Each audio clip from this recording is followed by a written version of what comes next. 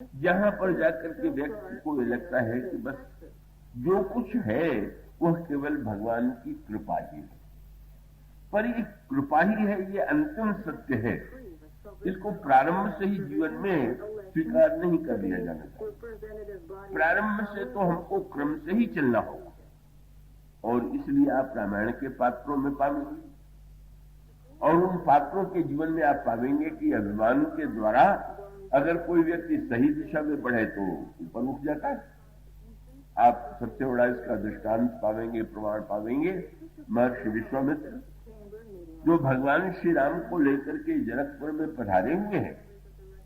कल आप सृष्टि के पूरे पुराणों में अगर सबसे बड़ा कोई पुरुषार्थी महापुरुष हुआ तो वो विश्वामित्र जी महाराज, और वहां पर भी सूत्र वही है और वही क्रम है। वो राजा थे, ब्लाज राजा के पुत्र थे, राज्य के स्वामी के रूप में वो राज्य का संचालन करते थे। तो राजा होगा, शासक होगा तो रजोगुण भी होगा, किंतु फिर उसके बाद प्रथा आती है। विश्वामित्र राजा के रूप में निर्णय करते हैं कि हमें सत्संग के लिए मुनियों का दर्शन करने के लिए जाना चाहिए। तो मानो रजोगुणी व्यक्ति जो था, जब मुनियों के महात्माओं के पास जाए तो उसका अर्थ है कि वो सतोगुण की दिशा में बढ़ रहा है, और वो गए। गुरु वशिष्ठ के आश्रम में उनका पदार्पण हुआ, और गुरु वशिष्ठ ने भी राजा विश्वामित्र का स्वागत किया। जो देश का शासन करता है, जो प्रजा को सुरक्षा प्रदान करता है, उसे सम्मान देना चाहिए।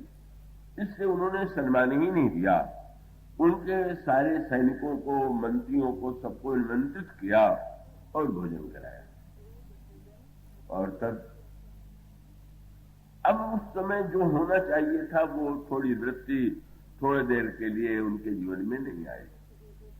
अब रामचरितमानस में पाते हैं, जिसमें श्री भरत चित्रकूट की ओर जा रहे थे, महर्षि भरद्वाज ने निमंत्रण दे दिया श्री भरत जी को कि आप रात्रि को यहां पर विश्राम करें। और महर्षि विश्वामित्र के उस समय जो निमंत्रण दिया महर्षि भरद्वाज ने, श्री भरत ने उस निमंत्रण को स्वीकार कर दिया। निमंत्रण देते समय उनको पूरा विश्वास नहीं था कि निमंत्रण स्वीकार करेंगे। कभी कभी बड़ी समस्या आ जाती है कि आप ये सोच करके कि निमंत्रण शायद नहीं स्वीकार करेंगे और भोजन के लिए निमंत्रण दे दें, और आपने कोई प्रबंध न किया हो तो आप और कहीं सामने वाला हाँ कर दे। आपने कल्पना कर लिया कि वो तो नहीं कर ही देंगे, तो फिर आप संकट का अनुभव करेंगे। लगता है कि महर्षि भरद्वाज को भी कुछ ऐसे विश्वास था कि निमंत्रण स्वीकार नहीं करेंगे, लेकिन ऐसा हुआ नहीं।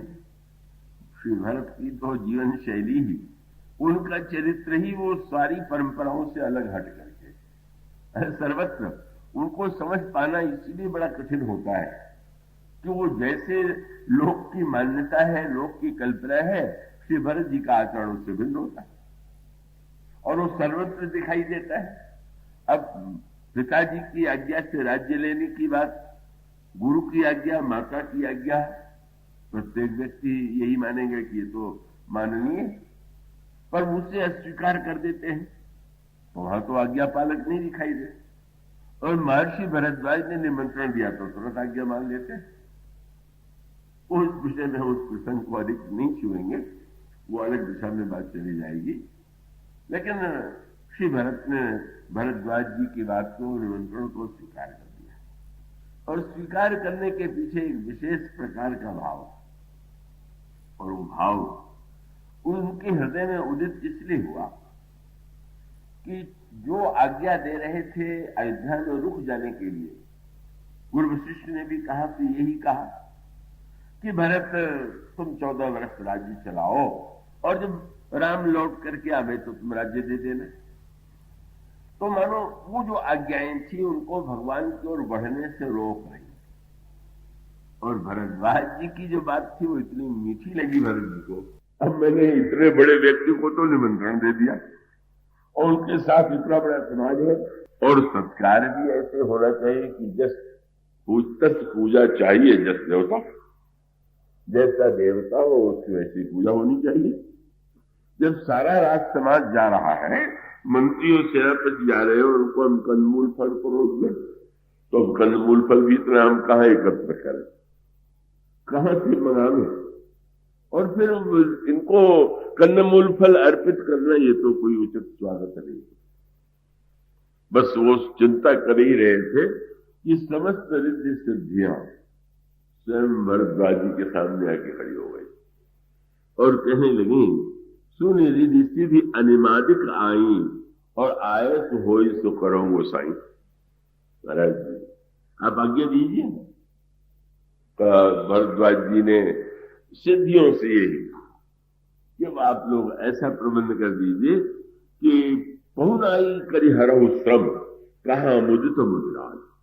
ओह बड़ा अच्छा, सिद्धियों को लगा कि इससे बढ़कर के धन्यता क्या होगी कि मुनियों के जीवन में तो मेरा आगमन विघ्न के लिए कारण बनता है, पर भरत प्रभु के पथ में जा रहे हैं और महर्षि ने आज्ञा दिया ऐसी सेवा करो कि इनका श्रम दूर हो जाए। और उस समय इतना चमत्कार रिद्धि सिद्धियों के द्वारा मुनि भरद्वाज के संकल्प से हुआ कि गोस्वामी जी ने लिखा कि ऐसा अद्भुत विधि विस्मय दायक विभव मुनिवर तपबल की, ऐसा दिव्य वैभव, तो ऐसा दिव्य कोई ऐसी भोग सामग्री ही नहीं थी। अयोध्या वासियों ने भी जिसका अनुभव नहीं किया था, देखा नहीं था, वैसा उनका स्वागत। राजा विश्वामित्र के स्वागत में और भरत के स्वागत में वहां पर वशिष्ठ जी ने स्वागत किया था राजा विश्वामित्र का, और यहां पर महर्षि भरद्वाज ने श्री भरत का स्वागत किया, पर विश्वामित्र उसका वह अर्थ नहीं ले पाए जो अर्थ श्री भरत ने लिया। गोस्वामी ने लिखा जितने अयोध्यावासी थे वो चकित होकर के देखने लगे, अद्भुत भोग सामग्रियों को देखने लगे, पर जब श्री भरत जी ने देखा तो उनमें उनको क्या दिखाई पड़ा? भाई भोग की सामग्री को देख करके भोगने का मन तो प्रत्येक व्यक्ति का हो सकता है। यह भोग सामग्री देख करके हमारे जीवन में उन्हीं वस्तुओं को पाने की इच्छा भी बहुतों के मन हो सकती है, जैसा कि विश्वामित्र जी के जीवन में, राजा विश्वामित्र के जीवन में दिखाई पड़ता है।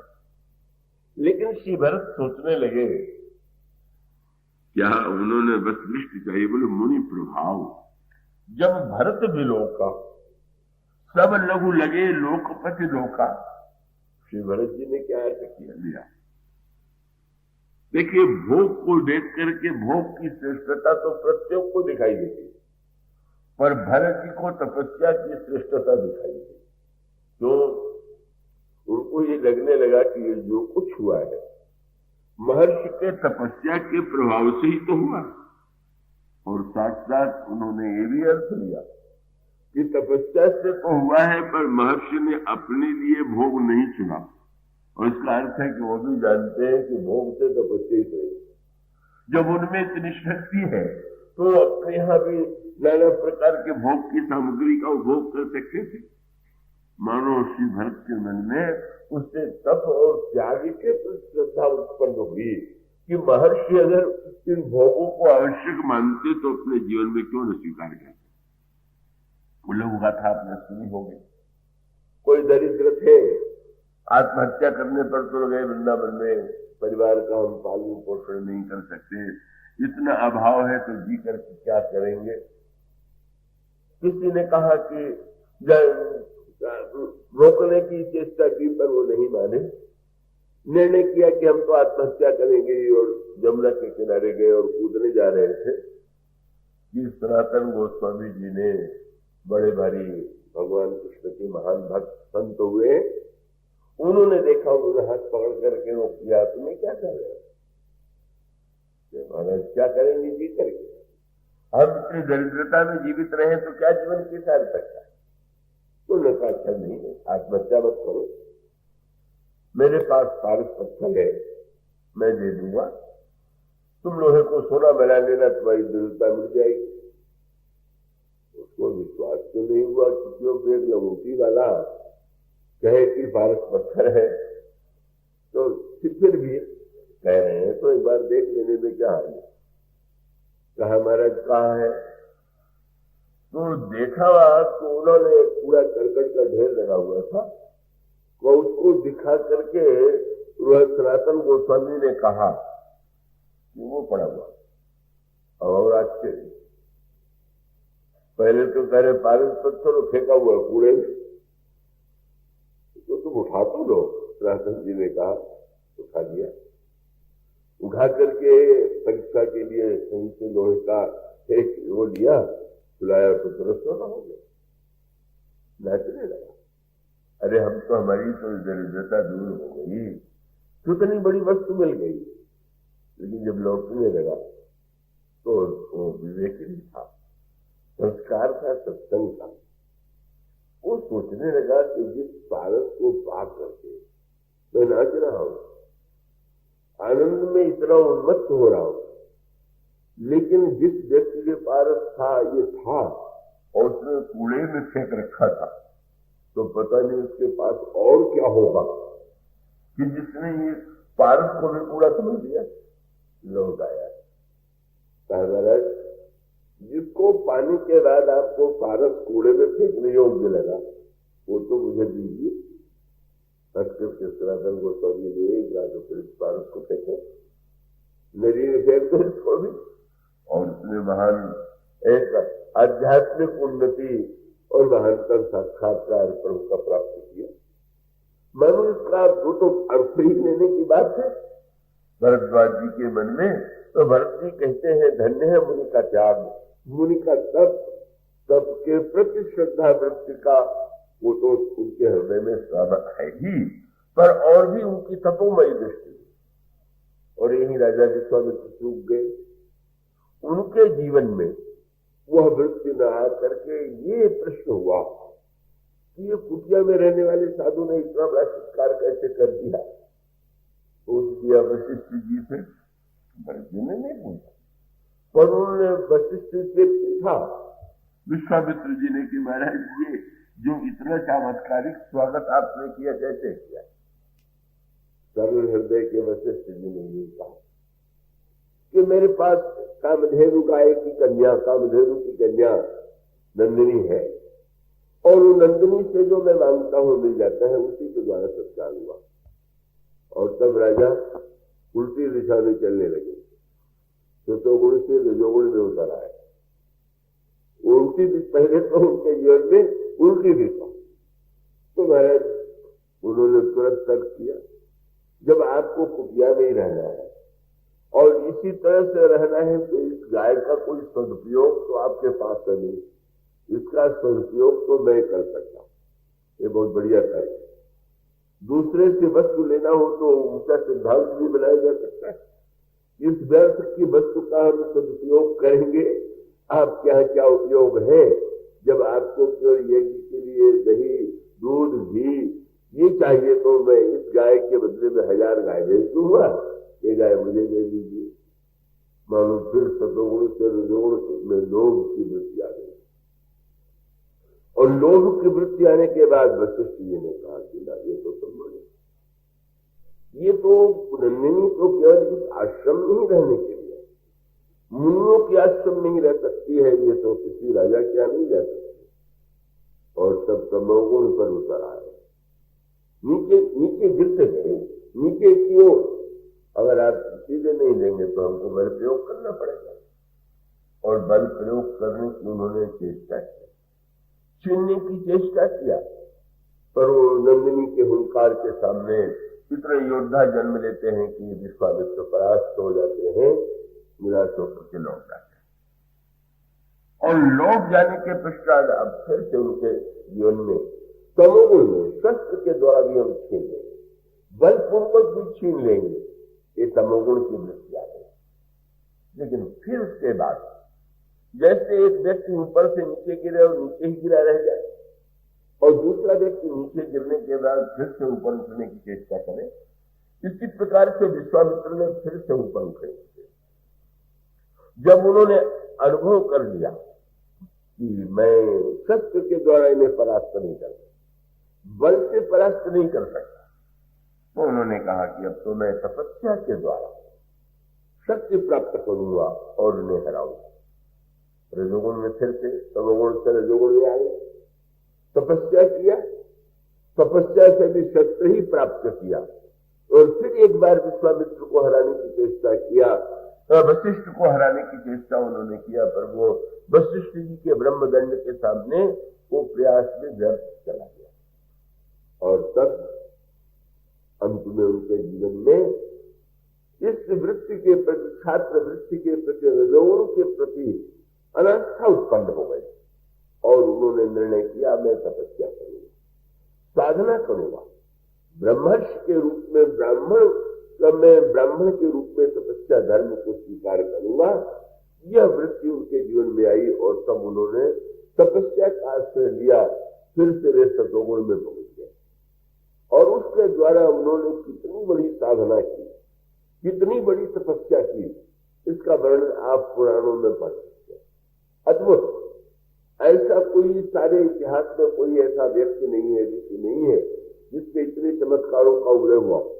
और यहां तक कि जो वेद मंत्र हैं उनके भी दृष्टा ऋषि बन गए ऐसे महान विश्वामित्र। और तब वो विश्वामित्र सतोगुण की ऊंची से ऊंची स्थिति में पहुंच गए। किंतु उसके बाद की जो स्थिति है जिसका उद्देश्य रामायण में बताना है, तपस्या और साधना के बाद भी इस सत्य को व्यक्ति न भूले। हम और आप अगर कोई तपस्या कर भी लें तो क्या तपस्या करने की क्षमता जो आपको या हमें मिलती है वो हमारे पुरुषार्थ का ही परिणाम है क्या? और ये व्यक्ति के जीवन में यदि सत्य की अनुभूति हो जाए कि हम जो कुछ करते हैं वह तो केवल ईश्वर की ही करुणा है, ईश्वर की ही कृपा है। और उस कृपा का संदर्भ इस संदर्भ में मानो दोनों पक्ष जीवन में आवे, जिससे ईश्वर ने अपना दो रूप बनाया, भगवान राम के रूप में और श्री सीता जी के रूप में। भगवान राम के रूप में वो जो धर्म, सत्य, पुरुषार्थ, मर्यादा का दिव्य रूप प्रस्तुत करते हैं, तो श्री सीता जी के रूप में करुणा के द्वारा कृपा का जो पक्ष है वो उसे प्रकट करते हैं। और यो भी जीवन का भी सत्य। पिता जो है वो पुरुषार्थ की ओर प्रेरणा कर प्रेरित करता है पुत्र को, और मां तो मां ही होती है। मां को तो दिन भर पुरुषार्थ करके पुत्र आवे तो पुत्र से वो ये नहीं पूछेगी कि तुमने आज क्या क्या क्या कितनी उन्नति की, वो तो यही कहेगी कि भूख लगी होगी, पहले भोजन कर। तो जो मां का वात्सल्य है, करुणा में पक्ष है, मानो प्रारंभ में ही दो रूपों में आकर के दोनों ने पुरुषार्थ और साधना की चरम प्रगति के रूप में भगवान राम पधारे, पर बिना निमंत्रण के सीता जी आई। मानो प्रभु ये बताना चाहते हैं कि ना इस तुम अपनी साधना और पुरुषार्थ को महत्व दे करके अभिमानी न बन जाना। कितनी करुणामयी है कि मेरे साथ साथ बिना निमंत्रण के आ ही नहीं गई। जब मैं जन्म लूंगा तो मेरे साथ ये भी आ गई। और सच में आई भी तो जनक जी को जैसे मिली वहां पर भी कितना सुंदर सूत्र है। कहा जा रहा है, कहा जाता है वर्षा नहीं हो रही थी तो राजा हल चलावे, ऐसी परंपरा थी। महाराज जनक हल चलाने लगे और उसी हल के नोक से अचानक एक दिव्य कन्या वहां पर पृथ्वी में दिखाई दे गई। वहां पर भी सूत्र आपने महत्वपूर्ण ध्यान दिया। हल चलाने के साथ नियम तो वही है, किसान बीज डालता है, जो बीज डालता है वो उसको फल के रूप में मिलता है, लेकिन वो सत्य तो नहीं है। देखिए पृथ्वी में जो आप बोते हैं वो भी मिलता है, लेकिन व्यक्ति ये भी जानता है कि जो हम बोएंगे वो भी मिलेगा। और उससे जो गहरी समझ वाले होते हैं कहते हैं कि हाँ मैंने जो डाला वो तो मिलेगा, पर जो उनके पास पहले से है वो भी तो खोज की जा सकती। तो आप लोग तो हीरे पन्ने के पास के निवासी हैं। क्या हीरा भी कोई बोया जाता है क्या? मोती बोया जाता है, हीरा बोया जाता है, सोना बोया जाता है क्या? और इसका अर्थ है कि वो तो लोग बोया जाता है। वो तो पृथ्वी में पहले से तांबा भी है, चांदी भी है, सोना भी है, हीरा भी है, नाना प्रकार के रत्न भी है। मानो सूत्र ये है कि पृथ्वी से आप वह भी पा सकते हैं जो आप डालेंगे, और पृथ्वी से अगर आप वो भी पा सकते हैं तो उसमें अंतर इतना नहीं है कि पृथ्वी से वह पाने के लिए जरा गहरे उतरना होगा। पृथ्वी में ऊपर आप बीज डालेंगे, वो एक सत्य है।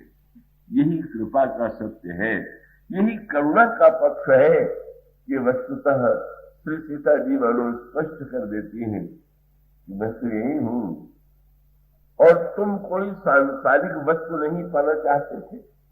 बस अंतर तो यही है, भगवान दो तरह से देते हैं, या तो कोई मांगने वाला चतुर हो, तब सब लोग को चतुर नहीं होते मांगने में। रावण मांगने में चतुर नहीं था, कुंभकर्ण मांगने में चतुर नहीं था, इसलिए शंकर जी और ब्रह्मा भी आए तो भी वो तो सही वस्तु नहीं मांग पाए। तो चतुर हो, जैसे कालभूषण जी से भगवान ने कहा मैं परम प्रसन्न हूं, जो चाहे वो मांगना। तो उन्होंने ये कहा कि महाराज अणिमादिक रिधि अपर सिद्धि मोक्ष प्रभु वही दीन सकल, प्रभु वही देन सकल सुख वही। पर भगती अपनी देन न कही, नाम गिना दिए सारी वस्तुओं का, भक्ति का नाम नहीं दिया।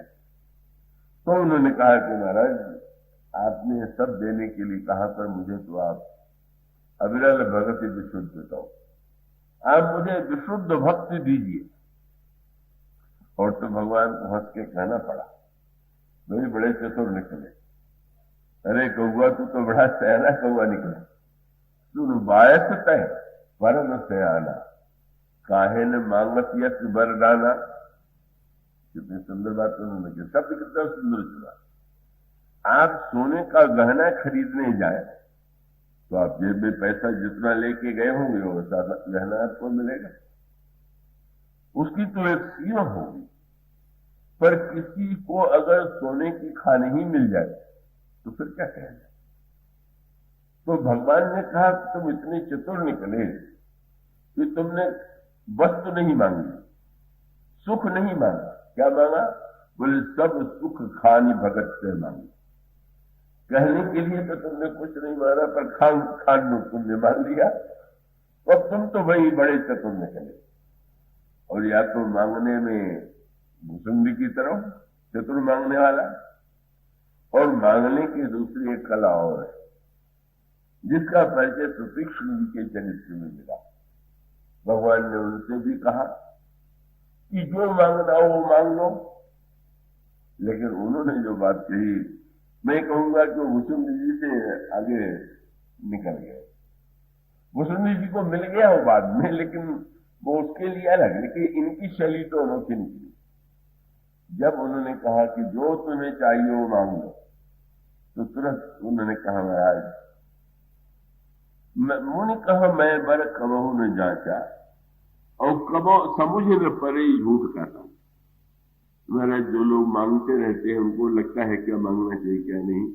आज तक तो मैंने किसी से मांगा नहीं, और ये समझ में नहीं आता है कि ये जो वस्तु है उसमें क्या सत्य है और क्या झूठ है। इसलिए मैं कुछ नहीं जानता, मांगना भी नहीं जानता। अब जब आपको जो अच्छा लगे दे दीजिए। और आप देखेंगे कि भगवान ने, जब किसी ने भगवान पर छोड़ दिया कि मैं आपके पास जो हो दीजिए, मुझसे मत पूछिए कि तुम्हें क्या चाहिए, आप बताइए कि आपके पास क्या है। तो भगवान ने तो विरल भगति, वो पहले जो भुसुंडी जी को घुमा फिरा के मिला, भव्य विज्ञाना हो सकल ज्ञान गुण ज्ञान निधाना, ज्ञान भक्ति वैराग्य सब दे डाला। उसका अभिप्राय ये है कि जब कोई व्यक्ति साधना के द्वारा पाता है तो मूल्य चुका के पाता है, और वो जब भगवान से ये कहता है कि महाराज आपके पास जो हो वो आप दे दीजिए, मेरे पास तो मूल्य चुकाने के लिए है नहीं, तो भगवान को बाध्य होकर के का फिर वो तो जो सर्वोत्कृष्ट वो वस्तु है वही दे देना उनका स्वभाव है, वही उनकी करुणा का पक्ष है जिसका अनुभव सुतीक्षण जी को हुआ। तो मानो जनक जी के प्रसंग में वही करुणा का पक्ष है कि जहां पर उन्होंने कोई याचना नहीं की, कोई मांग नहीं की। मनु ने तो मांगने की चतुराई का परिचय दिया था, दशरथ जी ने भी मांगा था, पर धन्य है महाराज जनक जिन्होंने हल चलाते हुए सहज रूप से उन्हें पा लिया। और इस तरह से यह जो आदि पुरुष महाशक्ति श्री सीता और साक्षात प्रभु, प्रारंभ में ही वो तो सचमुच उनका विवाह किया। वो तो सृष्टि का भगवान कह ही चुके हैं कि ये मेरा सारे संसार का निर्माण करने वाले। किंतु जब उन्होंने अवतार लेने का निर्णय किया तो अवतार लेने का उद्देश्य क्या है? उन्होंने सिखाया विवाह का क्या अर्थ है, विवाह का क्या उद्देश्य है, विवाह की क्या मर्यादाएं हैं, विवाह का चरम उत्कर्ष क्या है, विवाह के परमानंद होने का उपाय क्या है।